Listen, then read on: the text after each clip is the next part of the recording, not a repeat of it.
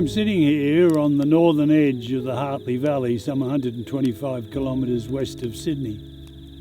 We're just west of the Blue Mountains, really.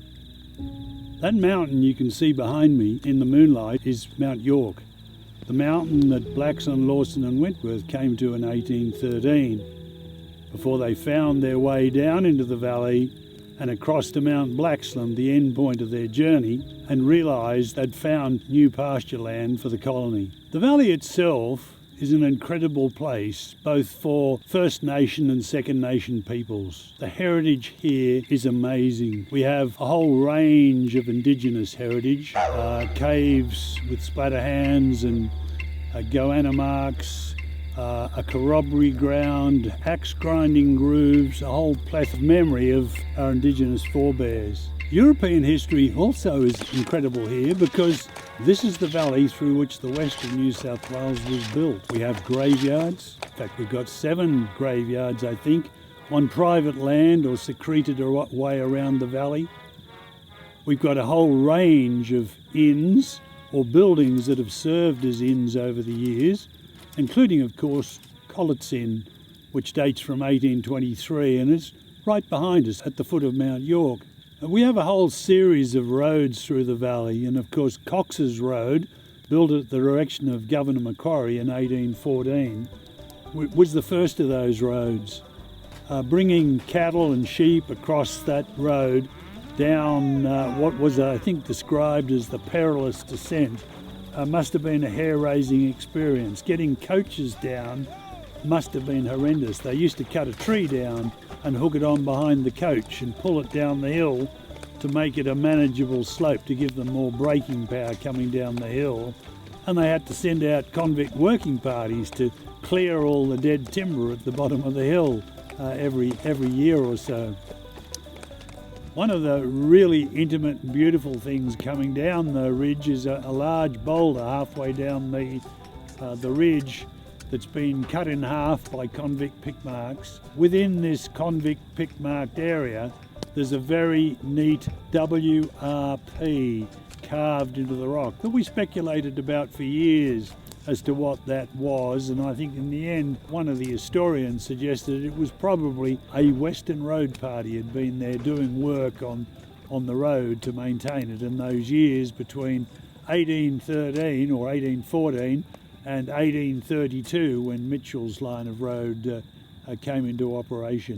One of the highlights of the valley is the causeway that Major Mitchell built when he put the road through in 1832 that Victoria Pass comes down. It's a massive stone structure that bears the marks of convict pick. These marks up here, I always think are the marks that really typify Hartley. They're marks of convicts that came here in the time of George the Third and Fourth and William the Fourth, before Victoria's time. They built this causeway, the causeway on Mitchell's Victoria Pass, completed in 1832, which amazingly the highway still traverses even today.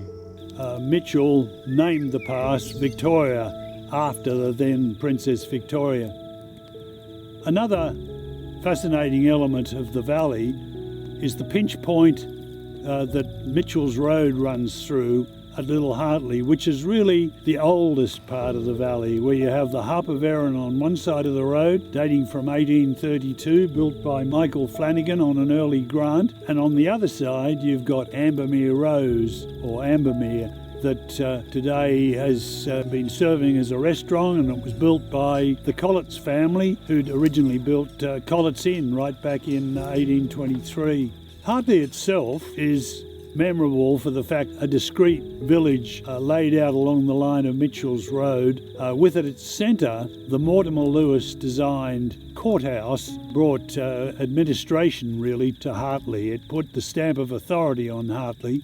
Transport for New South Wales, on behalf of the New South Wales government, has proposed to build a motorway style road through the valley at a cost of something in the order of $1 billion that doesn't sit comfortably in a heritage landscape. Multiple overpasses, large bridges and other engineered functions, together with the proposal to install two truck and other vehicle parking areas in the midst of the valley have caused enormous concern to all of the valley residents, but particularly anybody that's interested in heritage.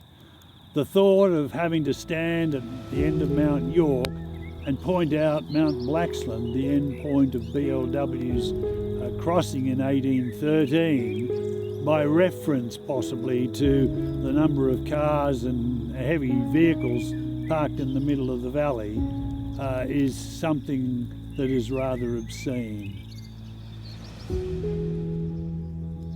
The local community has proposed an alternative to that put up by Transport for New South Wales. It's a dual carriageway, very like the major road proposed. It will improve transit times, it will improve safety, but the most important thing is it will sit comfortably in a heritage landscape.